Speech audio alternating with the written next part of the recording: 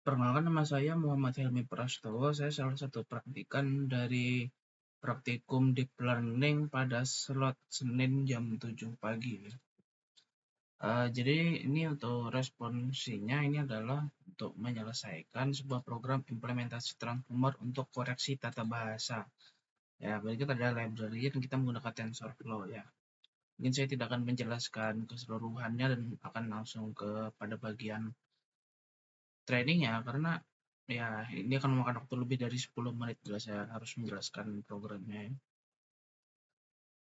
Oke, oke.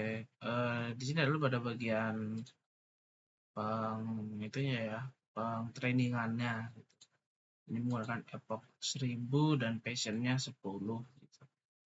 Jadi gunanya Epoch itu untuk berapa kali trainingnya, dan passion itu tuh untuk toleransinya itu bila sudah lebih dari 10 kali dia menurun, maka akan di stop secara otomatis.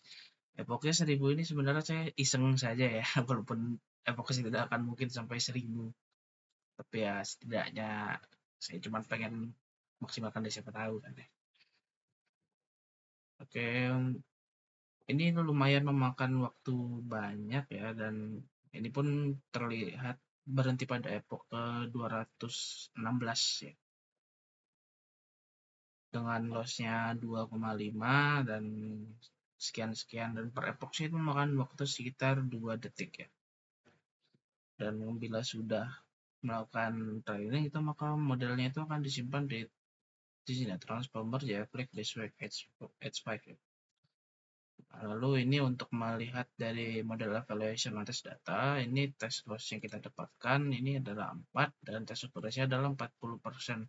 Bisa dilihat hasilnya dari sini ini lumayan jelek lah ya.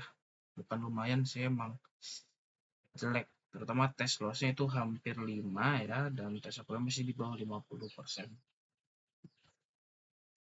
Lalu bila dengan hasil tadi kita lihat pada proses prediknya itu ya.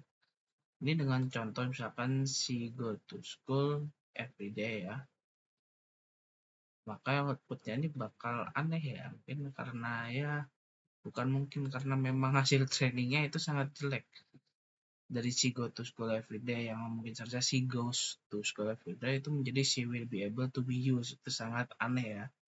Ini lagi contohnya, he always eating food, ini pun hasilnya, nah, he would agree with fetching firewood, itu sangat ngawur sekali. Nah, itu adalah hasil percobaan 1 saya ya. Lalu ada percobaan 2 juga, itu menyesuaikan lagi dengan parameter-parameternya ya. Hypermeternya juga saya ubah-ubah ya di atas.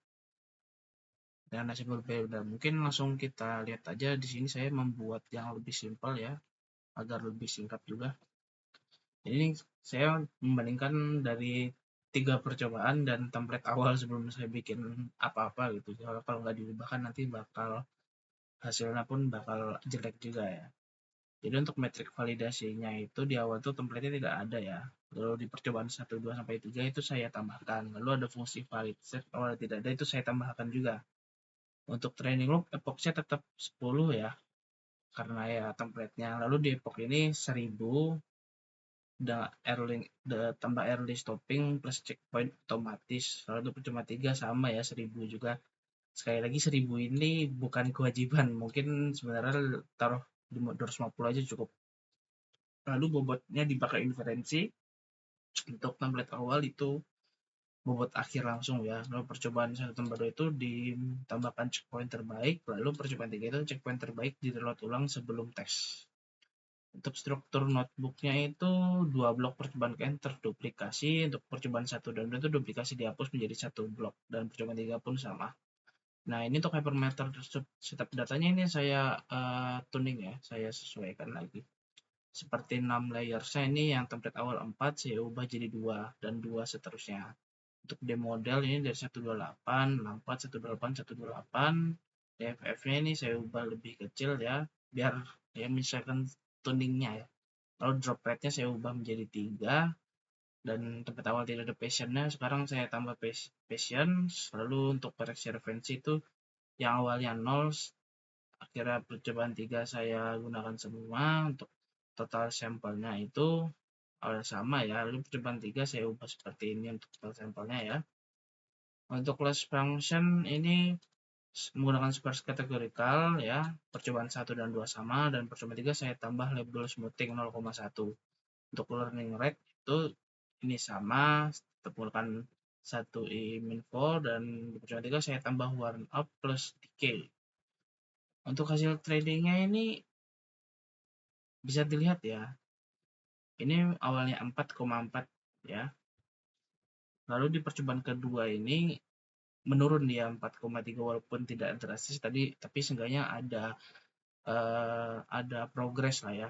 Lalu untuk percobaan ketiga ini turun secara drastis dari 4,3 ke 2,4. Lalu untuk tes akurasinya, yang percobaan pertama tadi sangat rendah ya, 0,1 itu sangat rendah sekali, 10% saja.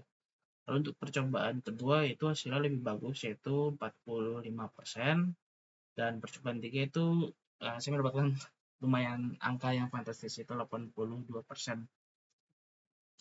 Lalu untuk gap training versus tes S-nya itu percobaan pertama itu sangat kecil lah, sangat sama rendah gitu. Percobaan dua itu 24 poin dan lumayan overfit, dan percobaan tiga itu 9 poin, kurang lebih 9 poin saja, dan itu lebih stabil.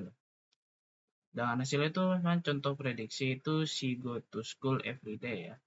Yang P1 itu hasil prediksinya itu she will be able to use, seperti yang saya katakan sebelumnya, itu lumayan aneh. Lalu si go to school ini juga walaupun lebih baik karena sudah ada si go to school everywhere, everyday-nya hilang ya. Itu memberikan progres yang lebih bagus daripada yang percobaan pertama dan percobaan ketiga. Ini hasilnya menjadi benar, si ghost to school everyday ini yang go to itu diubah jadi ghost, dan hasil prediksinya itu sudah benar dan sesuai.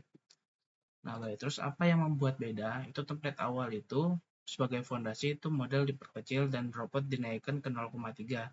Yang lebih penting, strategi training itu dirombak total, ditambah metrik dan forward pas validasi. Training loop diubah dari epoch 10 tetap menjadi epoch 1000 dengan early stopping dan checkpoint otomatis. Nah, itu lalu inferensi memakai checkpoint terbalik alih-alih bobot di epoch terakhir. Duplikasi percobaan di template juga dihapus ya. Lalu dari percobaan 1 ke 2 itu hanya di model dinaikkan ya, dan passionnya diperbesar juga agar siapa tahu mungkin di passion ke 19 itu tiba-tiba hasilnya naik gitu.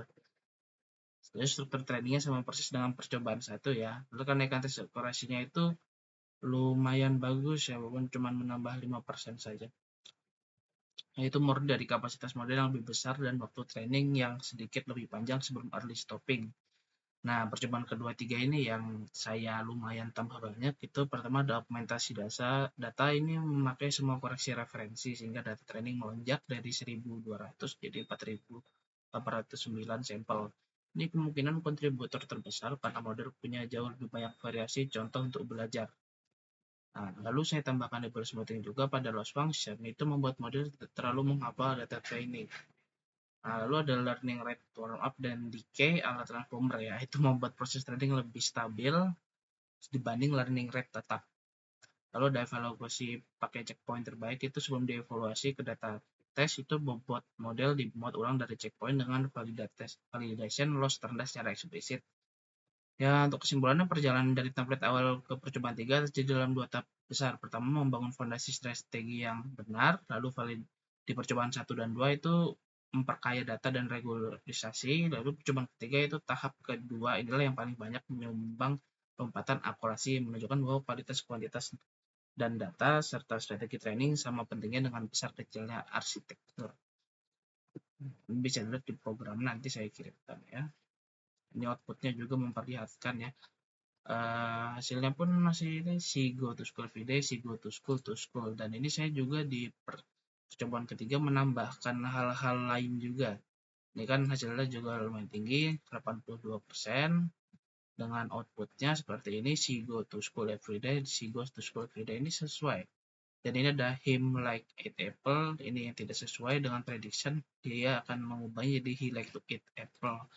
Jadi untuk percobaan ketiga ini dengan hasil output yang bagus, dia lumayan memprediksi dengan cukup bagus ya, walaupun dengan dataset yang tidak terlalu banyak, tapi saya usahakan seperti yang di atas dan penjelasan tadi di sini, alhamdulillah sudah cukup mencukupi.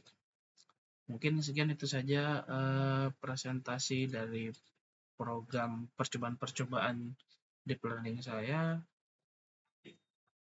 Sekian, mungkin maaf bila ada salah kata. Terima kasih.